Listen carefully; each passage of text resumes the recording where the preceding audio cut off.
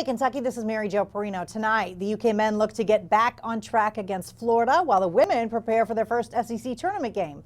Plus, will Kentucky learn from its Hep A mistakes to take on the coronavirus? All that and more is next on Hey, Kentucky.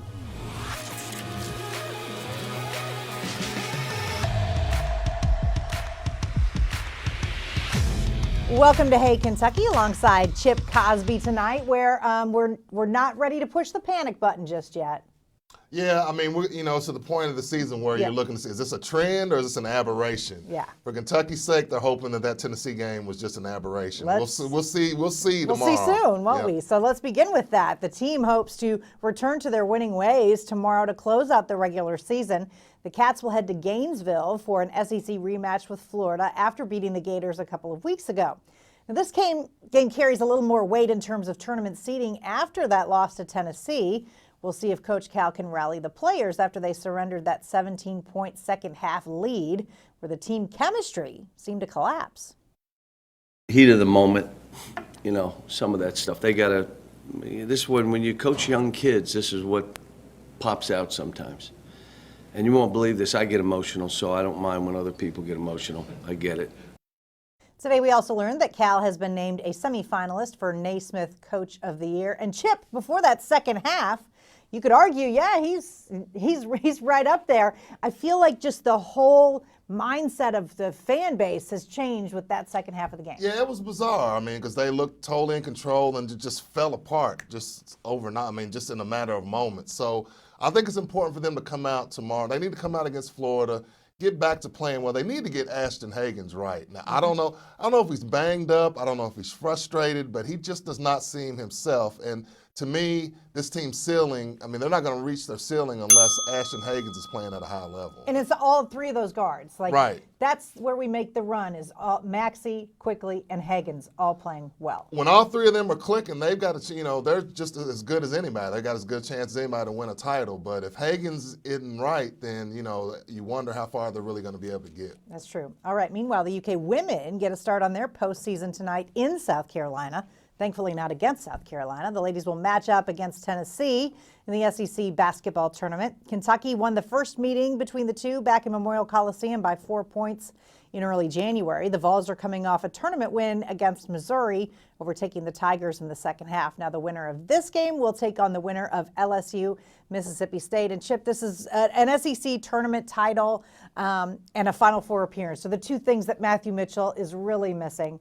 But I find it hard to believe that anyone's going to knock South Carolina out of that tournament. No, and here's the thing. If you're Kentucky, you have one goal is to get your home game the first two games. You finish as a top 16 seed. I feel like even if they don't win the tournament, if they beat a pretty good Tennessee squad, and then if they get to the finals, I think they're in good shape. Maybe they're in good shape even if they beat Tennessee. So, they're not going to be a number one or number two, but if they've got some games at home to start off, maybe they can get some momentum going and maybe make a run. You think he seems overdue for something big. We'll see. Yeah, it's huge to be able to host a couple games. All right, now, a follow-up on the story from Rupp Arena that made national headlines this week. Kentucky Athletics Director Mitch Barnhart has permanently revoked the ticket privileges of the fan captured on video calling a Tennessee fan a racial slur during Tuesday night's game. After LAX 18 posted the video, a woman identified herself as Ashley Lyles. She issued an apology for her behavior, but late yesterday afternoon, Barnhart responded on Twitter saying that effective immediately, Lyles will no longer be welcome at any UK athletic events. And Chip, words have consequences. I am so glad he took this stand and did it quickly. Yeah, and this was the move that I think, kudos to Mitch Barnhart, because I think this was the move that he had to make. I think he knew that. I think that's why he reacted so quickly to it.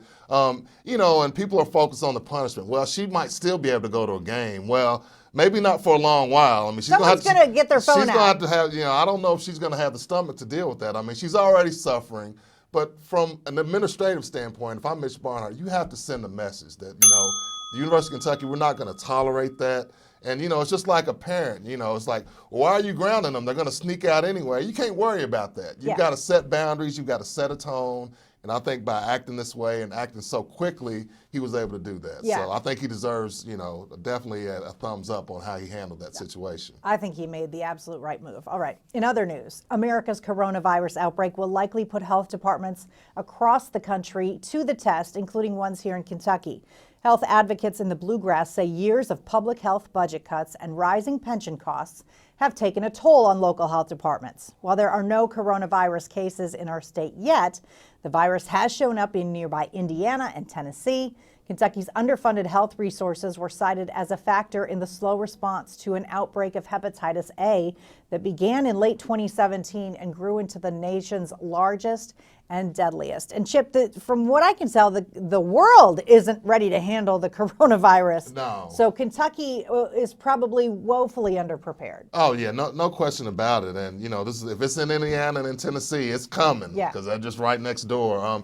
But I think this is going to be a big for this new regime, how they handle this. Obviously, we need more resources going to public health in order to fight viruses like these. We already saw what Hep A did, so I would hope that they're preparing themselves, but it's all going to come down to money. Are they going to be able to put more resources into keeping people more healthy, to get vaccines, to prevent this virus, and to cope and deal with this virus if you get it? I mean, who knows? There's so many unanswered questions right now. And it wasn't that long ago we were talking about the possibility of 40 health departments being shut down across the state. Right. So there's not money out there to now battle this huge virus. It's not gonna. I don't think it's gonna be pretty. I'm keeping my fingers crossed, but I'm not. And your hands optimistic. clean. Yeah, absolutely. All right, let's turn to politics. Several of Kentucky's Democratic Senate candidates staked out their positions last night as they compete for a chance to challenge Senate Majority Leader Mitch McConnell in November. The forum featured Amy McGrath, Charles Booker, Mike Breuer, and mental health counselor Jimmy Osbrooks. They offered a variety of ideas when asked about rising health care costs and their views on Medicare for all. The candidates also steered clear of taking shots at each other for the most part, focusing on criticism of McConnell. We have a senator who is the epitome of the dysfunction, all right? And we have a senator who simply rips up the Constitution whenever it furthers his own political agenda. This is not just about Mitch McConnell, because once he's gone, we got a lot of work to do. We need to make sure that families in the mountains, in the plowed ground, in the west end of Louisville where I'm from, are not having to decide between putting food on the table or keeping the lights on or paying for their prescription. We cannot run as Republican lights. Mitch McConnell will beat us. We cannot hide our belief in our big D democratic values because Mitch McConnell will defeat us. I have friends that are refugees in the Bowling Green area. There's good people that can come here and help us. We are a land of immigrants, and Donald Trump has just taken advantage. Mitch McConnell has allowed him to take advantage. The four participants are among a number of Democrats seeking their party's Senate nomination in the May primary. And Chip, I would think all signs are pointing to McGrath probably being that candidate. Yeah, I mean, I would think so. But, it's refreshing to see some, Charles Booker, a new face. We got a mental health practitioner, somebody in my field trying to get in the mix. And with mental health being an issue everywhere, it's interesting, it's fascinating, but I'm with you. I think when all is said and done, it'll probably be Amy McGrath. But I do like hearing their ideas because sometimes I'm not sure what Amy McGrath's true identity is. Right. And I think the other people on that stage are not hiding it. And they're playing nice for right now. Yeah. It hadn't gotten ugly like the Bernie Biden battle looks like it's going to get here soon. Yeah, if it's not already there. All right, now in Kentucky, in case you missed it, a review of recent headlines. The governor's office says the state will retain ownership of the two planes most often used by the governor. The aircraft made headlines during Matt Bevin's tenure when he refused to disclose the purpose of many flights, and the idea of selling one was eventually floated. But federal policy apparently prohibits such a sale. Meanwhile, U of L researchers are trying to unlock the mystery of what's in e-cigarettes that's killing people, thanks to a 10-year, $35 million grant. And Katina Powell's legal troubles. They just follow her. The woman who uncovered Louisville's sex scandal was arrested for shoplifting in Indiana after leading police on a 3-mile chase last month. She never goes away. All right, up next on Hey Kentucky, we're just over halfway through the legislative session, so we're going to check in with LEX 18's political reporter in Frankfort. See my chat with Carolina Buchak when we return.